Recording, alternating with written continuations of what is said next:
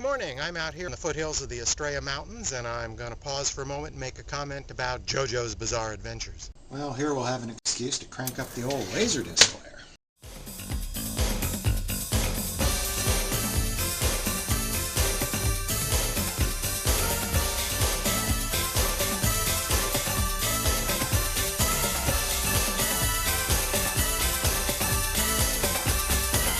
I first ran into JoJo's Bizarre Adventures as an OVA series of 6 Laserdiscs from Japan that came out in 1993.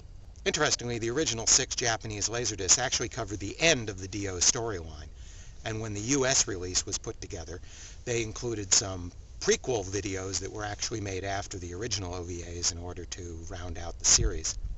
JoJo and his friends have psychic powers, and they're after a dude called Dio, who's the big bad psychic of them all.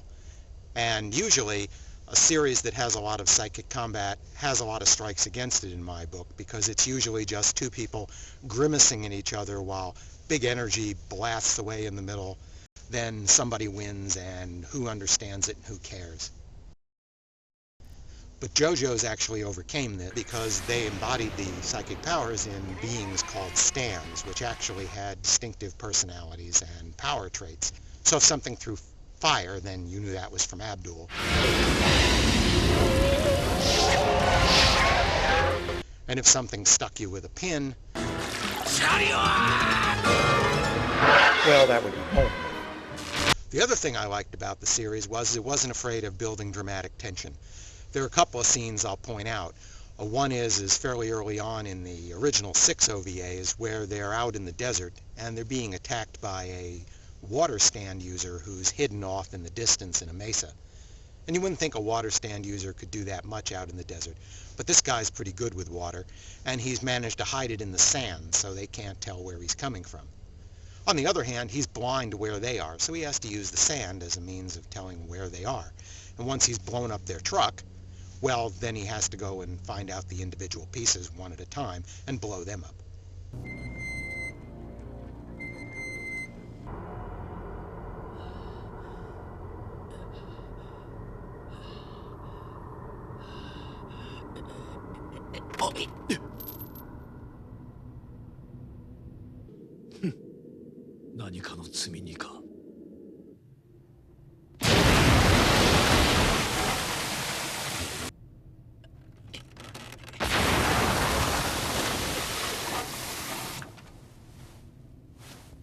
So in this scene we created a possibility of real menace, and menace that we can actually understand, and understand how it works and how they might work to defeat it.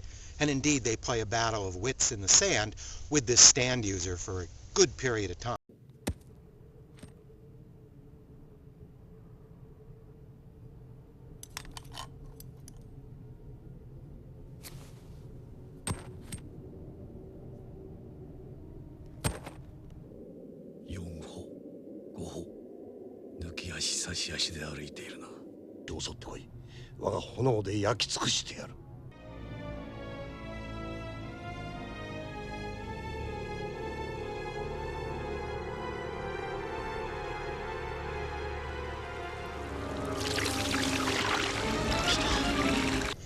This scene really works well for me, and that's one of the reasons why I enjoyed this series. Another scene that really works is a little later on in the OVA series, where they run into a stand user called Darcy, who's a gambler. They spend time in a little cantina, essentially gambling with him for the information they want, risking their own lives in the process of the bet.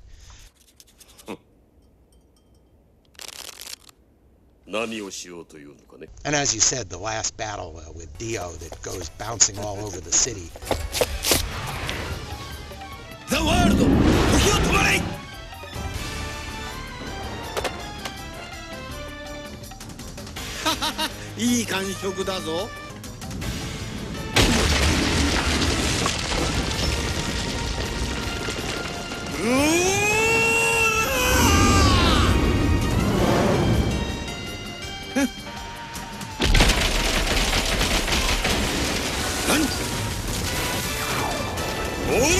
Anyway, as you said, it's a really interesting series. I'd give it 4 stars.